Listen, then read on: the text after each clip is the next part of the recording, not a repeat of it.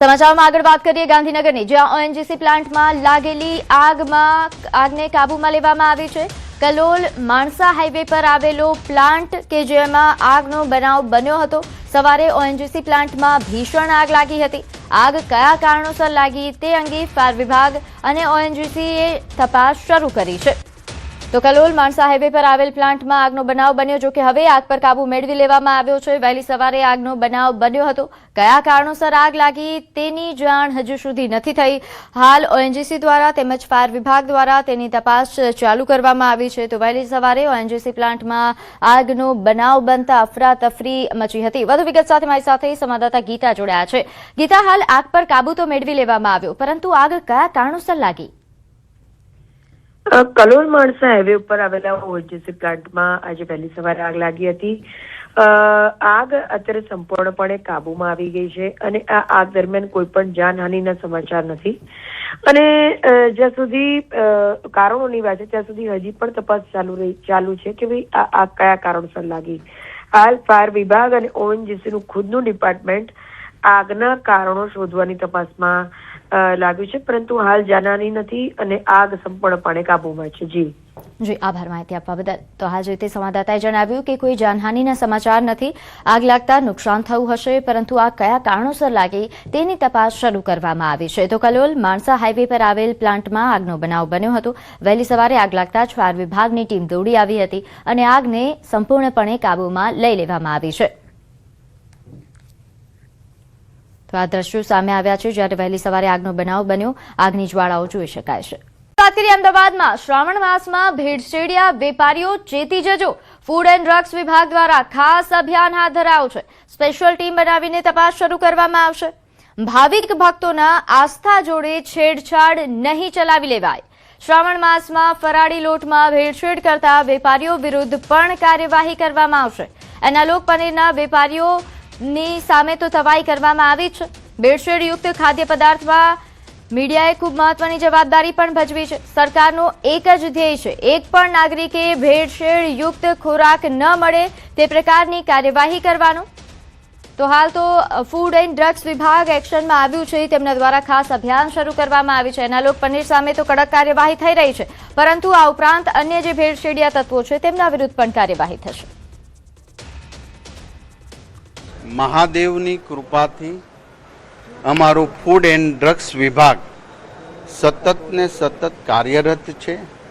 એમને મહાદેવ શક્તિ આપી રહ્યા છે, એટલા માટે ગુજરાતમાં ખૂબ ભેળસેળિયા ઉપર આખી ટીમ એમની કાર્યવાહી કરી રહી છે। આપના દ્વારા યાની કે મીડિયા દ્વારા સૌથી વધુ હું નમન કરીશ તમારી આ પ્રવૃત્તિને કે એનાલોગ પનીર અને ભેળસેળમાં જે જાગૃતતા કરી છે, તમે માહિતી આપી છે, લોકો સુધી આ માહિતી પહોંચાડી છે, એમાં સૌથી મહત્વનો રોલ એ મીડિયાનો છે। તો અમદાવાદની સિવિલ હોસ્પિટલમાં વર્લ્ડ ઓર્ગન ડોનેશન ડેને લઈને વિશેષ કાર્યક્રમનું આયોજન કરાયું, જેમાં આરોગ્ય મંત્રી પ્રફુલ્લ પાનસેરિયા ઉપસ્થિત રહ્યા। પ્રફુલ્લ પાનસેરિયાએ ઇલેક્ટ્રિક કારનું લોકાર્પણ કર્યું। દર્દીઓ માટે ઇલેક્ટ્રિક કારનું લોકાર્પણ કરવામાં આવ્યું, જેમાં દર્દીઓ કે તેના સગા સંબંધીને સિવિલ કેમ્પસમાં એક જગ્યાથી બીજી જગ્યા પર જવા માટે સરળતા રહેશે। દર્દીઓ અને તેમના સગા સંબંધીઓની સગવડતા માટે આ ઇલેક્ટ્રિક કાર ઉપયોગી નીવડશે। Ahmedabad civil hospital, Surat civil hospital અને અમદાવાદ કિડની હોસ્પિટલ, આ ત્રણેય સરકાર દ્વારા ચાલતી હોસ્પિટલ, સરકારી સિવિલ હોસ્પિટલનો અંગ ટ્રાન્સપ્લાન્ટ અને ઓર્ગન ડોનેશન, આ બધી જ બાબતોમાં ભારતની અંદર નંબર 1 કામગીરી કરી રહી છે। હું આ દિવસે બધા જ લોકોને વિનંતી કરું છું, કોઈની ક્યાંય આવો પ્રશ્ન આવે જ નહીં, પણ કુદરત કરે ને ક્યારેક બ્રેન ડેથ જાહેર થાય તો તુરંત જ એમનું અંગદાન કરવું જોઈએ। વાત કરીએ ગાંધીનગરની, જ્યાં સ્વાતંત્ર્ય પર્વની ઉજવણીને લઈને રાજ્ય સરકારનો મહત્વનો નિર્ણય। વિકાસ કામો માટે ₹29.75 કરોડની ગ્રાન્ટ ફાળવાઈ। 15 ઓગસ્ટની ઉજવણી સાથે વિકાસ કામોને પણ વેગ આપવાનો નિર્ણય લેવાયો છે। રાજ્યકક્ષાની ઉજવણી માટે અમરેલી જિલ્લાને ₹10 કરોડની ગ્રાન્ટ, અમરેલીની નગરપાલિકાઓના વિકાસ કામો માટે ₹5 કરોડ ફાળવાયા। અમરેલી જિલ્લા પંચાયતના ગ્રામીણ વિસ્તારો માટે ₹5 કરોડ ફાળવાયા. બાકીના 33 જિલ્લાઓમાં જિલ્લા કક્ષાની ઉજવણી માટે ₹8.25 કરોડની ગ્રાન્ટ આપવામાં આવી છે. દરેક જિલ્લામાં ₹25 લાખ લેખે વિકાસ કામો માટે ફાળવણી કરવામાં આવી. તાલુકા કક્ષાની ઉજવણી માટે ₹11.50 કરોડની ગ્રાન્ટ ફાળવાઈ છે. 230 ગ્રામ્ય તાલુકાના પસંદ કરાયેલા ગામોમાં વિકાસ કામો કરાશે. ગામ દીઠ ₹5 લાખની ગ્રાન્ટ ફાળવવાનો નિર્ણય છે. સામાન્ય વહીવટ વિભાગ દ્વારા 12 ઓગસ્ટે હુકમ કરાયો છે. મુખ્યમંત્રી ભૂપેન્દ્ર પટેલના નેતૃત્વમાં વિકાસ ગ્રાન્ટની ફાળવણી કરવામાં આવી. ફાળવેલી ગ્રાન્ટમાંથી સમય મર્યાદામાં વિકાસ કામો હાથ ધરાશે. ગ્રાન્ટના ઉપયોગ અંગે અહેવાલ અને ઉપયોગિતા પ્રમાણપત્ર પણ રજૂ કરવું પડશે. સ્વાતંત્ર્ય પર્વની ઉજવણી સાથે સ્થાનિક વિકાસ કામોને સીધો વેગ મળશે.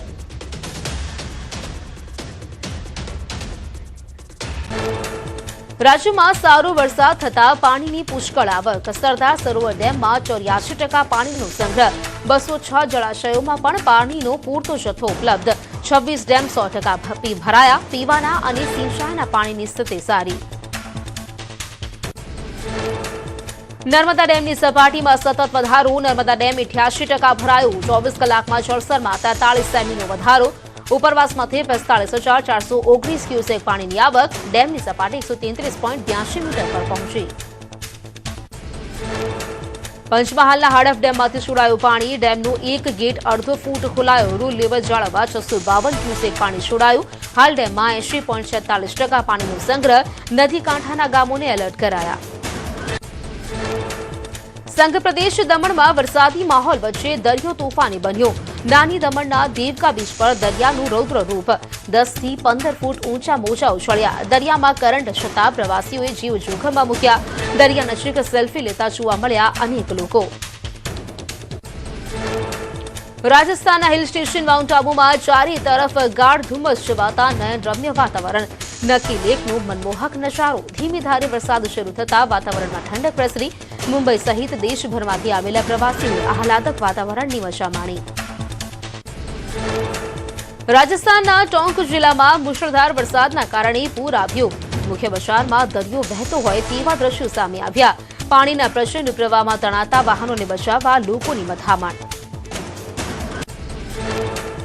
રાજસ્થાનના ડુંગરપુરમાં ભારે વરસાદથી બાંસવાડા ઉદયપુર હાઈવે પર પાણી ભરાયા. ઘૂંટણસમાં પાણી ભરાતા વાહન વ્યવહાર ખોરવાયો. કેટલાક વાહનો જોખમ લઈને પસાર થતા દેખાયા. મુસાફરોને ભારે હાલાકી. રાજસ્થાનના બુંદીમાં સતત 2 દિવસથી વરસાદના પગલે અનેક વિસ્તારોમાં જળબંબાકાર. નવલસાગર તળાવમાં જળસર વધતા પાણી છોડાયું. સદર બજાર, ચૌમુખા, બીરા ગેટ અને ઠઠેરા બજાર સહિતના વિસ્તારોમાં રસ્તા પર નદી વહી. મધ્યપ્રદેશના મંદસૌર સહિત અપસ્ટ્રીમ વિસ્તારમાં સતત વરસાદ. શિવના નદી પર આવેલા કાલાભાટા ડેમમાં પાણીની આવક વધી. ડેમના 2 ગેટ 3 ફૂટ સુધી ખોલાતા પુલ પાણીમાં ગરકાવ. પુલ પર અવરજવર સંપૂર્ણપણે બંધ.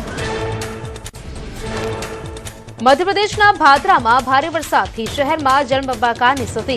અનેક સોસાયટીઓમાં પાણી ઘૂસ્યા. ઘર અને દુકાનોમાં પાણી ભરાતા લોકો મુશ્કેલીમાં મુકાયા. વિસ્તારમાં સ્થળ ત્યાં જળ જેવા દ્રશ્યો સામે આવ્યા. નીચાણવાળા વિસ્તારોમાંથી લોકોનું સ્થળાંતર. રાજસ્થાનના ગંગાપુરમાં ભારે વરસાદથી તારાજી. અનરાધાર વરસાદથી રોડ પર નદી વહી. જ્યાં જુઓ ત્યાં પાણીનું સામ્રાજ્ય. આસપાસના વિસ્તારો જળમગ્ન થયા. વાહન વ્યવહારની અસર. જનજીવન પ્રભાવિત. મધ્યપ્રદેશના ખંડવામાં પોલીસ બની જીવન રક્ષક. તેજ પ્રવાહમાં ફસાયેલા દંપતીનો જીવ બચાવ્યો. 3 પુલિયા પર બેરિકેડિંગ હટાવી દંપતી ઉતર્યું હતું પાણીમાં. તેજ પ્રવાહમાં સંતુલન ગુમાવતા બાઇક સહિત મહિલા પુરુષ તણાયા. પોલીસ કર્મીઓએ પાણીમાં ઉતરી બંનેને સુરક્ષિત બહાર કાઢ્યા. ડ્યુટી પર તૈનાત હેડ કોન્સ્ટેબલ અને કોન્સ્ટેબલે બતાવી બહાદુરી. પોલીસની સતર્કતાથી ટળી મોટી દુર્ઘટના. પાણીમાં જીવ જોખમમાં ન મૂકવા તંત્રની અપીલ. મધ્યપ્રદેશના સિવનીમાં 5 ફૂટ પાણી વચ્ચે નીકળી અંતિમ યાત્રા. ગણેશગંજ ગ્રામ પંચાયતના ગંજટોલામાંથી સામે આવી ચોંકાવનારી તસવીરો. ચોમાસામાં અંતિમ સંસ્કાર માટે હાલાકીને લઈને ગ્રામજનોમાં ભારે રોષ. ઉત્તરાખંડના વિકાસનગરમાં ભારે વરસાદથી નદી નાળા બન્યા તોફાની. શિમલા બાયપાસ રોડ પર નાળાના ધસમસતા પાણીમાં કાર તણાઈ. અંધારામાં પાણીના પ્રવાહનો અંદાજ ન આવતા ફસાઈ કાર. પોલીસ કર્મીઓએ દોરડાની મદદથી કારમાં સવાર 4 લોકોને રેસ્ક્યુ કર્યા. જમ્મુ કાશ્મીરના કઠુઆમાં ઉજ નદીમાં પૂર આવ્યું. અચાનક પાણી વધતા નદી વચ્ચેના ટાપુ પર 7 લોકો ફસાયા. એસડીઆરએફની ટીમે સંયુક્ત રેસ્ક્યુ ઓપરેશન હાથ ધરી તમામને સુરક્ષિત બહાર કાઢ્યા. 6 મહિલા અને બાળકનો બચાવ. છત્તીસગઢના રાયગઢમાં મેઘરાજાની બેટિંગ. કેલો નદી 2 કાંઠે વહેતી થતા કયાઘાટ પુલ પરથી પાણી વહ્યા. વાહન વ્યવહાર સંપૂર્ણપણે બંધ કરી દેવાયો. આસપાસના વિસ્તારોમાં સુરક્ષાના ભાગરૂપે હાઈ એલર્ટ જાહેર.